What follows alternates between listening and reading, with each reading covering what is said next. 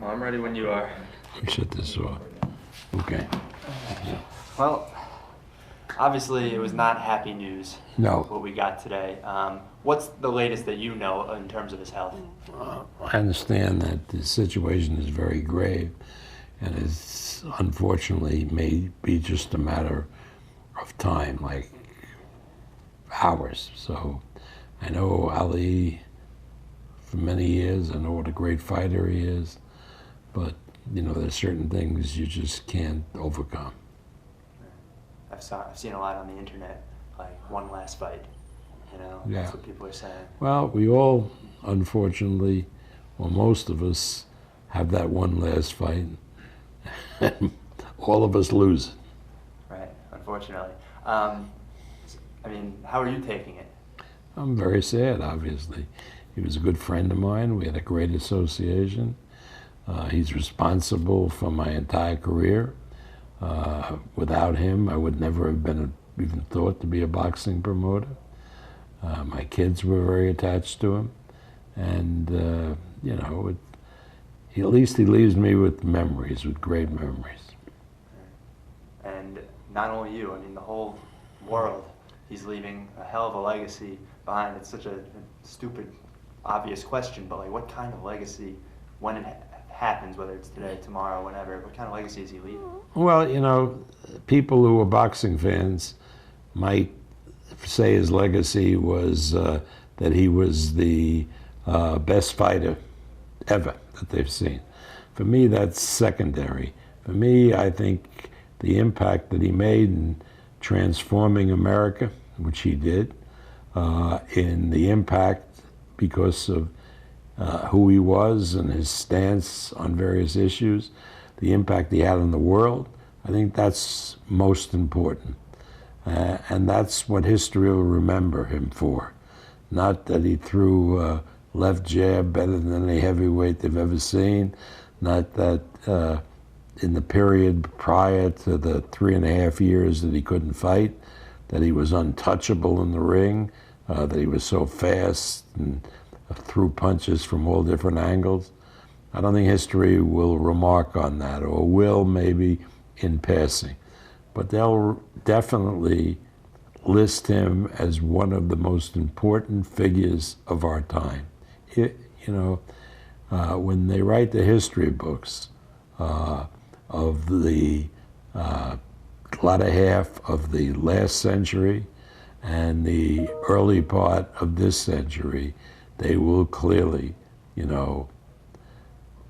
refer to Muhammad Ali as this great person who had such an effect, not only in this country, but around the world. He's one of the few athletes that really transcended his own sport. I think he's the only one. Yeah. The only one. Some athletes transcend their sport by becoming great business people. I don't demean that. That's great, Some athletes transform this. Some athletes are more than just athletes and go into other endeavors and are very successful and make great contributions to society. The great running back, Whizzer White, became a Supreme Court judge, so he really elevated himself from just being an athlete. But nobody like Muhammad Ali, who really became a major figure on the world stage and had been this world-class athlete as well. Right. He was your first client. There have to have been things that he taught you or lessons you took from your experience with him that you've carried through all these decades. Well, I'd laugh about that because when I started promoting him, I had never promoted a fight or ever seen a fight. And people would come up to me and, what a genius idea you have, what a great promoter, for starting, out, your ideas are fantastic.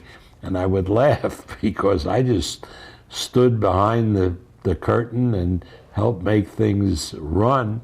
But the promoter was Muhammad Ali. He taught me everything. He was the greatest promoter of all time. Any one specific business kind of lesson that you've carried through, or a funny story maybe from back then that you still remember? Well, I remember the first fight ever in a casino in Las Vegas was Muhammad Ali against Leon Spinks, their first fight in February of 1978. And Spinks was this amateur, well, he had some professional fights. He was an Olympic light heavyweight champion, and Ali was looking for an easy fight.